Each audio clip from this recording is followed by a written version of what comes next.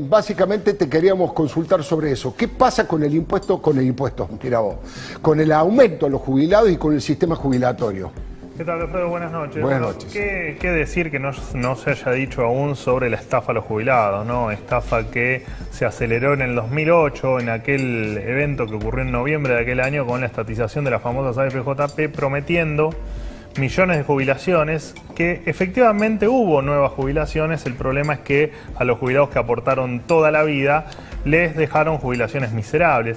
Hoy, un dato curioso, ¿no? El 55% de quienes hoy cobran una jubilación o una pensión en la República Argentina no hicieron la totalidad de los aportes. O sea, el 55% de quienes hoy acceden a una prestación previsional están pagando o estuvieron pagando una moratoria en la República Argentina, lo que hace que una jubilación mínima hoy sea de 20.571 pesos, sí, unos 137 dólares, algo así como lo que gana en cualquier parte del mundo normal un chico que hace delivery en una moto durante medio día, ¿no? Y eso es lo que hoy cobra un jubilado en la República Argentina. Hoy se conoció lo que van a aumentar estas jubilaciones miserables en la Argentina, un 12,12% a partir de junio. Sí. Recordemos que las jubilaciones con la nueva fórmula jubilatoria que mezcla en un cóctel lo que aumentaron los salarios por un lado y por el otro lado lo que aumentó la recaudación de ANSES. Esto hizo que en marzo las jubilaciones hayan aumentado un 8,07%, que en junio aumenten este 12,12%, llevando la jubilación mínima a 23.064 pesos, un aumento neto de 2.493 pesos, lo que da en el primer semestre un aumento, lo que van a tener los jubilados, un aumento del 21% de su haber. Ahora, ya tenemos prácticamente, no tenemos los datos todavía de inflación de abril, pero probablemente esté en torno al 3,7, 3,8%, los vamos a conocer este jueves.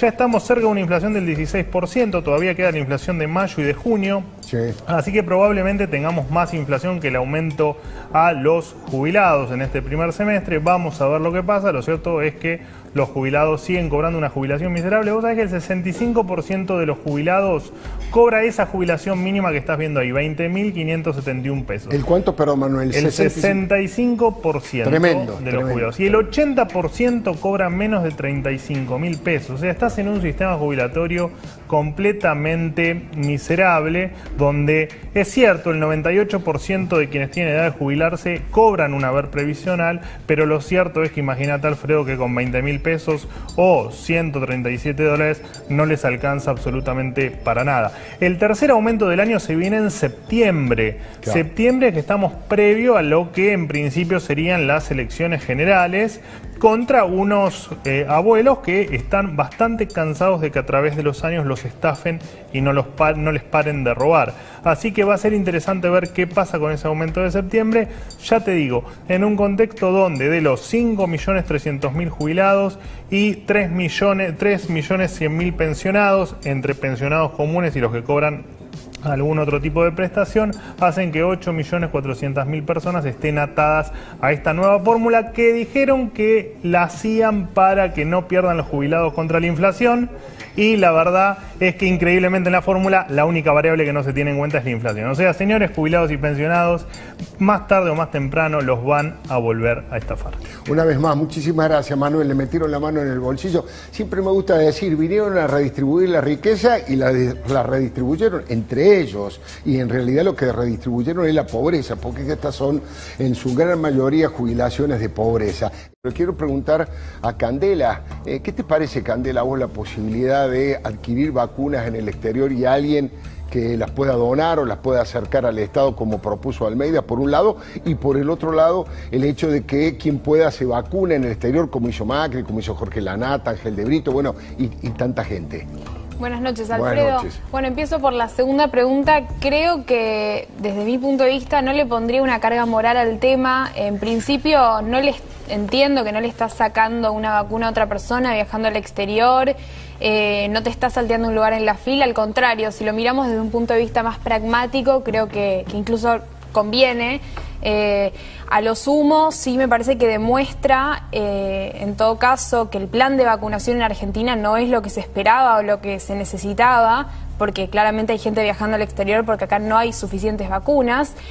Y sí, lo más antipático me parece que es que acentúa, o no acentúa, sino que visibiliza la desigualdad, porque estamos hablando de esto porque hay gente que puede viajar a vacunarse cuando acá hay escasez de vacunas y gente que no puede viajar.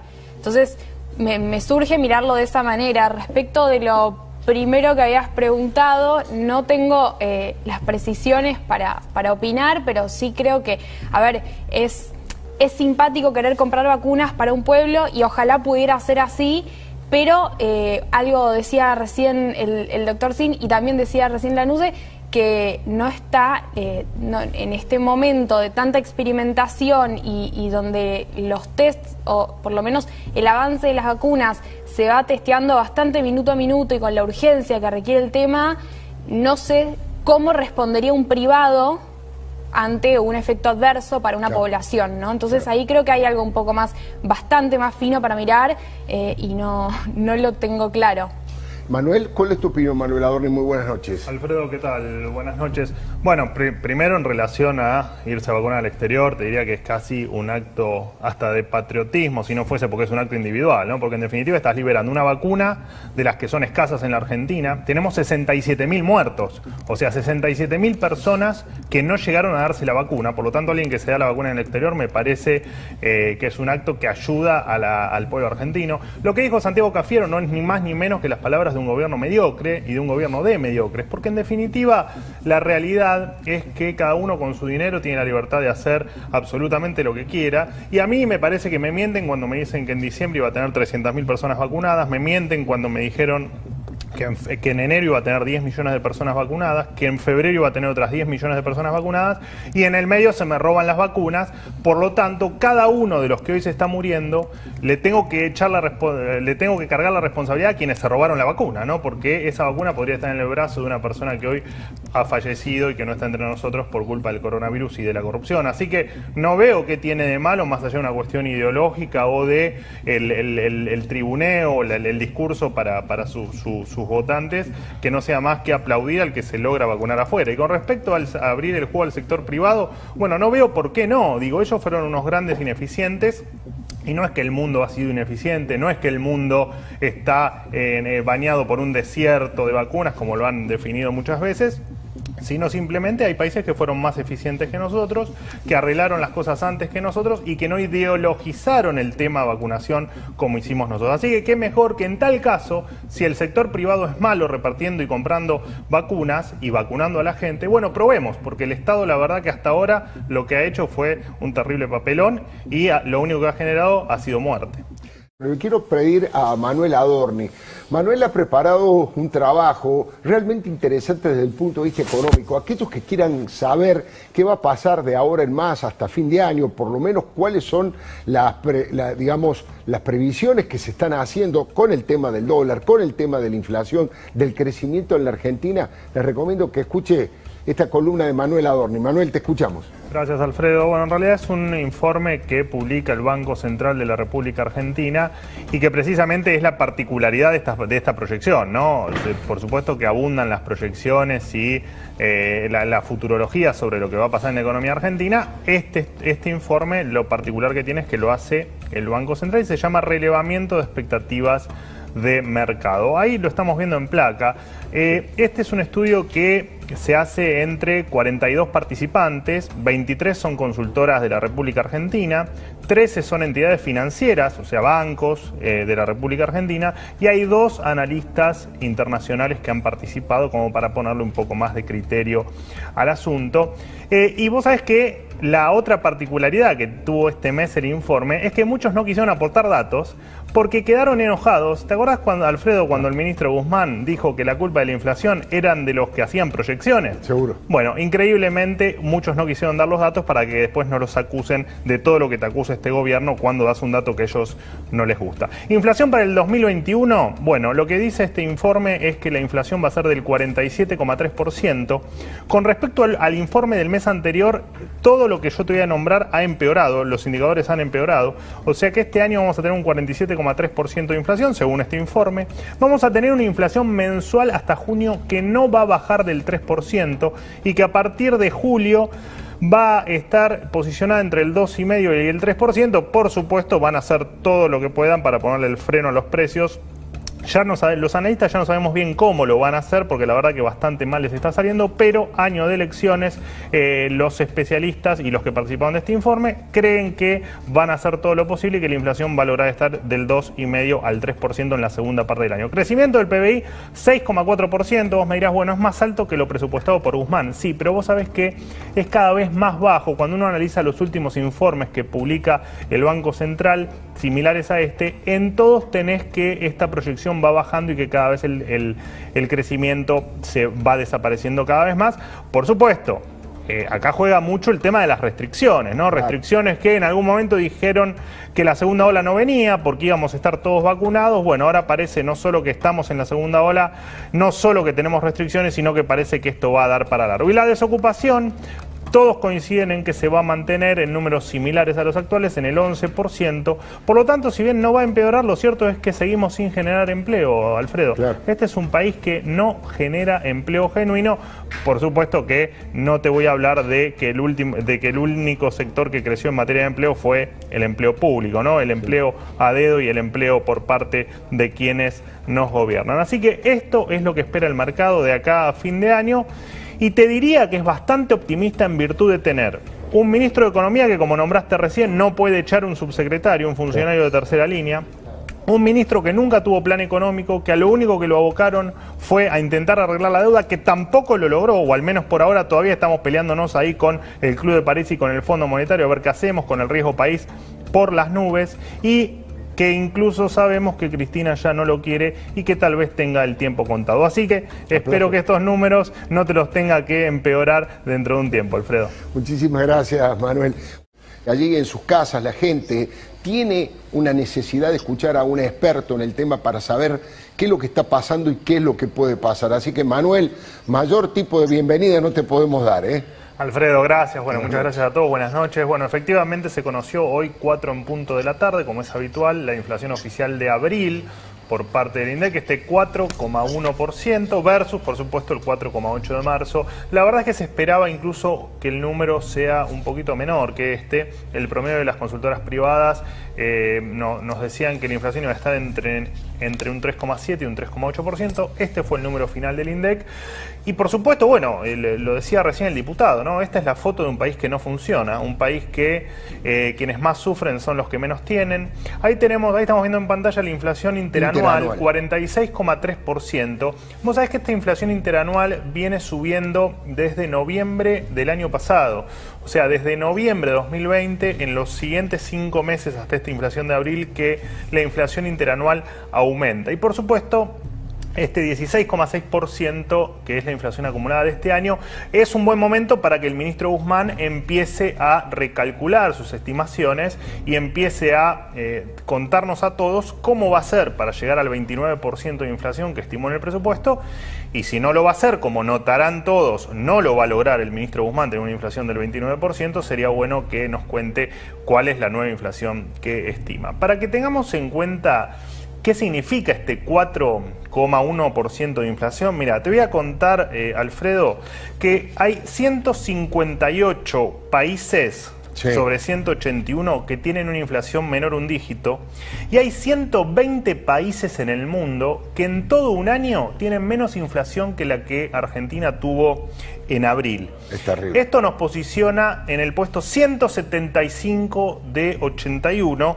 Solamente tenemos con mayor inflación que la República Argentina, Venezuela, Sudán, Zimbabue, el Líbano, Surinam e Irán. Terrible. Ese es el puesto negativo, por supuesto, de inflación que tiene el mundo, y ahí estamos nosotros.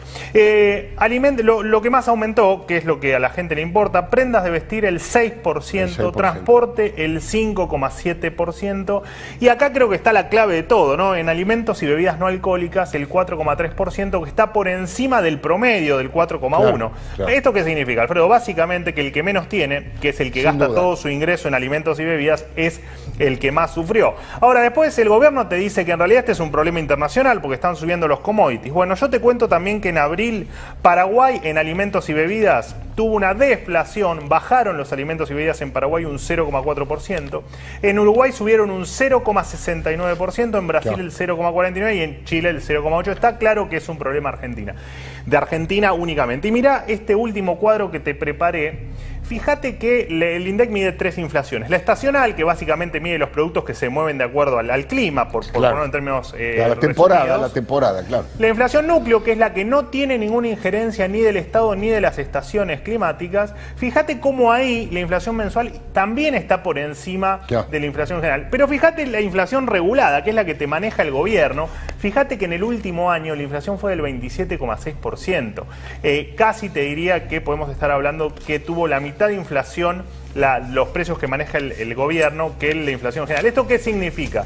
Que si el Estado no se hubiese metido, no se estaría metiendo y no estaría generando esta olla a presión que en algún momento va a reventar, hoy la inflación sería muchísimo más alta. Guarda, porque esta es la previa de un espiral inflacionario mucho más grave de lo que estamos viendo en pantalla. Mirá, Alfredo, que estamos acostumbrados a 4 puntos de inflación. Cuando te acostumbras a estos números exorbitantes, es un desastre. Estamos mal, estamos realmente mal, y lo que viene, si no hacen nada, la verdad que dentro de unos meses vamos a estar hablando de otro número mucho peor que este 4,1 que estamos viendo en pantalla. Muchísimas gracias, Manuel. Me quedé con 2 preguntas, me quedó pensando, me quedó la cabeza dando vueltas respecto de lo que contaba Manuel Adorni y el tema de la inflación. Lo primero que te quiero preguntar, Manuel, es la intención que tiene el gobierno, el remedio que busca para esa enfermedad, porque insiste con el mismo remedio. Yo hablaba medio en broma, medio en serio, de encarnizamiento terapéutico. Si no funciona el remedio de los control de precio, más controles de precio todavía. Pero mira que la inflación sigue creciendo. Más controles de precio y más maquinita. Digamos, da la sensación de que en lugar de corregir la inflación o combatirla, la están fogoneando. Bueno, sí, a ver, esto es tal cual dijiste vos, ¿no? Es un enfermo, es una persona, como para hacer un paralelismo, es una persona que está en terapia intensiva con un infarto y el gobierno lo que te dice es que le va a cambiar el color de los zapatos y que con eso efectivamente lo va a curar y le va a solucionar el problema del infarto. Bueno, en algún momento el paciente se va a morir y me parece que estamos en ese proceso, ¿no? Pensando los controles de precios, que no es un tema que fracasa ahora, es un tema que fracasa. Hay 4.000 años de historia económica que te marcan que el control de precios fracasó. Por ponerte un solo ejemplo, en el Imperio Romano, cuando si se quiere, la condena para el que subía los precios era la muerte, y sin embargo los precios seguían aumentando y el mercado negro se iba ampliando cada vez más. Y hoy te pasa eso, digamos, hoy con una inflación del 4,1%, vos no podés plantear las mismas recetas que te llevaron a este número. Claro. Tenés que empezar primero por resolver tu plan económico, que todavía lo estamos esperando. Desde el 10 de diciembre que los argentinos estamos esperando el plan económico. Y después estamos en un país donde, como decía Jorge hace un rato, desde el mundo nos miran raro, un país que no tiene moneda, un país que hoy nos gobierna quienes volvieron a traer la inflación a la Argentina, porque recordemos que el kirchnerismo fueron los que fogonearon la inflación con la emisión allá por el año 2003, o a partir del 2003. Por lo tanto, bueno, y encima somos una sociedad que después de lo que hicieron durante 12 años los volvimos a votar y los volvimos a poner en el poder. Acá hasta que no hagamos lo que hacen los países serios, que es tener una política fiscal sana y una política monetaria coherente, bueno, estos números van a seguir así y van a seguir empeorando.